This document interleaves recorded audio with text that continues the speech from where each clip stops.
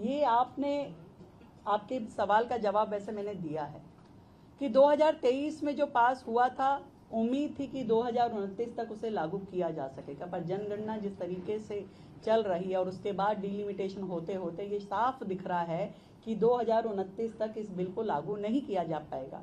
जल्दी से जल्द देश की महिलाओं को ये अधिकार मिले कि वो विधानसभा तक, लोकसभा तक पहुंच सके, उनको देश के निर्णयों में भागीदारी मिले, उसके लिए इस बिल को लाया गया कि किस प्रकार 2029 में ही महिलाओं को रिप्रेजेंटेशन मिल जाए। और ये बात कांग्रेस भी समझती है, विपक्ष पूरा समझता है, परंतु फिर वही कहूंगी कि ये लोग चाहते हैं कि किसी एक रूप में या दूसरे रूप में इसका विरोध करे, जनता को गुमराह तो वो कर रहे हैं जब 2023 के बिल में साफ लिखा है कि डिलिमिटेशन होगा ही होगा। और जिस तरीके से काम चलता है सरकारी तंत्र में, वो समय लेता ही है।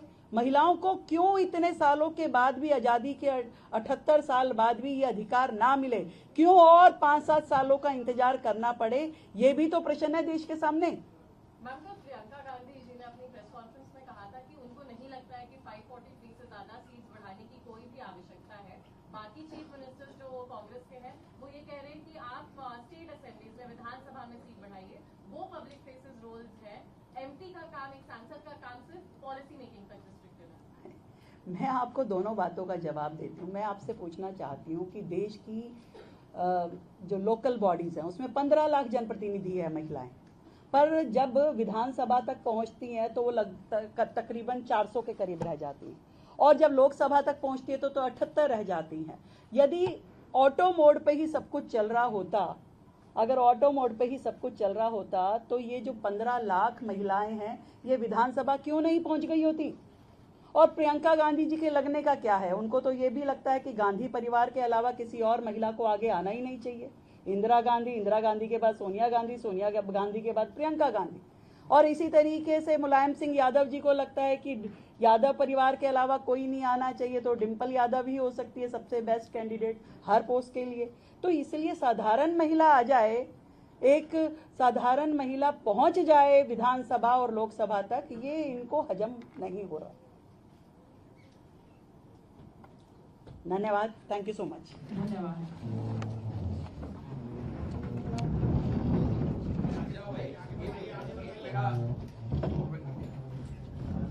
भारत माता की जय, भारत माता की जय।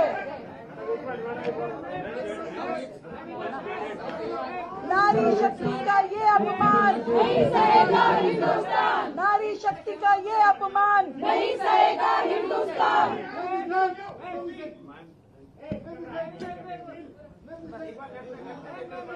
नारी शक्ति का अपमान नहीं सहेगा हिंदुस्तान। भूल नहीं चिंगारी है, हम भारत की नारी है। भूल नहीं चिंगारी है, हम भारत की नारी है। फूल और चिंगारी है, हम भारत की नारी है। फूल और चिंगारी है, हम भारत की नारी है। Thank you so much.